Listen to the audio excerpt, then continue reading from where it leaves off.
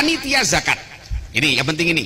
Panitia zakat yang dibentuk oleh masjid, yang dibentuk oleh musola, yang dibentuk oleh pesantren, yang dibentuk oleh sekolah, yang dibentuk oleh majelis taklim, bukan termasuk amil. Sekali lagi, bukan termasuk amil. Karena apa? Karena amil itu adalah man istakmalahul imam ala akhdhi wa iqta'iz zakah. Orang yang diangkat oleh pemerintah untuk mengumpulkan dan mendistribusikan zakat. Bahkan menurut Undang-Undang Zakat nomor 23 tahun 2011, siapa orang yang bukan amil, siapa pihak yang mengumpulkan dana dari masyarakat, maka akan dikenai sanksi 50 juta rupiah. Baca Undang-Undang Zakat itu, nanti tanyakan kepada Pak Setiawan ini, ada. Maka yang amil itu adalah yang Basnas itu amil, ya Basnas itu amil. Nah, karena dia SK-nya langsung dari presiden. Kalau lazismu, dompet duafa, rumah zakat dan seterusnya itu dari Menteri Agama, itu diizinkan. Tapi yang sesungguhnya yang namanya amil itu adalah Basnas. Nah, di samping Pak, orang jadi amil itu masya Allah, amil itu syaratnya itu berat. Syaratnya itu adalah ayyakuna faqihan bi ilmi zakah, orang yang mendalam ilmu zakatnya. Kalau di kita kan biasanya gantian panitia itu. Masa saya terus Pak jadi panitia gantian? Pak Ijo aja yang jadi panitia kan gitu biasanya, suka-suka itu. Siapa saja yang nggak ngerti zakat kadang-kadang jadi panitia zakat. Kalau amil itu kerjanya tiap hari sesuai dengan SK-nya 5 tahun Ustaz ya, 5 tahun itu tiap hari yang diurusi zakat, baik zakat mal, yang terutama adalah zakat mal karena potensinya besar, bukan zakat fitrah. Lah sementara di masjid ini paling umurnya 15 hari. Ini udah dibentuk belum di sini? Sudah. Biasanya paling lamanya 15 hari, dan itu yang banyak diurusi adalah zakat fitrah. Dan itu setelah itu nanti udah selesai dan tidak ada kerja lagi. Makanya itu bukan amil. Karena amil itu orang yang nanti berhak menerima bagian dari zakat. Nah, kalau panitia zakat tidak boleh, karena bukan amil tidak boleh menerima bagian dari zakat. Kalau menerima nanti tidak sah zakatnya orang yang bayar zakat kepada panitia itu. Satu. Yang kedua, perhatikan, panitia itu terus siapa? Panitia itu adalah wakil dari muzaki, wakil dari orang yang bayar zakat, bukan wakil dari mustahik. Karena wakil Pak, orang kalau bayar zakat berasnya tidak boleh dicampur, tidak boleh berasnya orang bayar zakat gini bayar zakat, berasnya diaduk dicampur jadi satu, tidak boleh lah. Wakil itu, wakalah itu adalah yadul amanah. Lah kalau umpamanya Ustadz Sustisno bayar yang harganya 15.000, Ustadz siapa namanya? Panjenengan? Fakrur umpamanya bayar yang harganya 13.000. Yang satunya Ustadz siapa? Yazid bayar yang harganya 10.000. Lah nanti dicampur.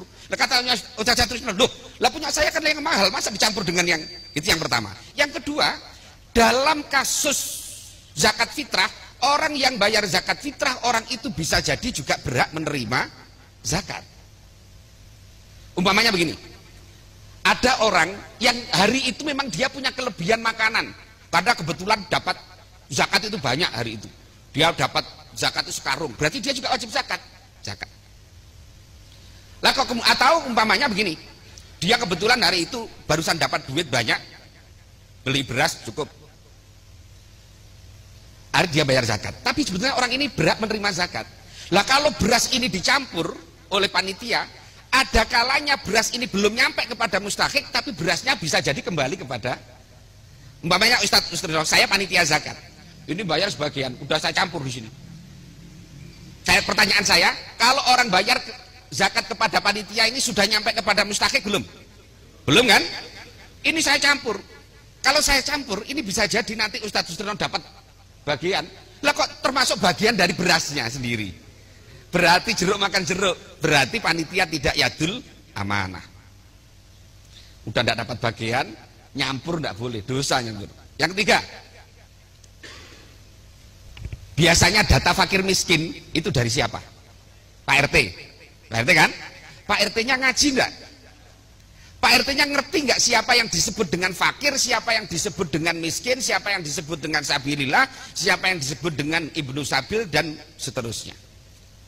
Jangan kayak kasus BLT.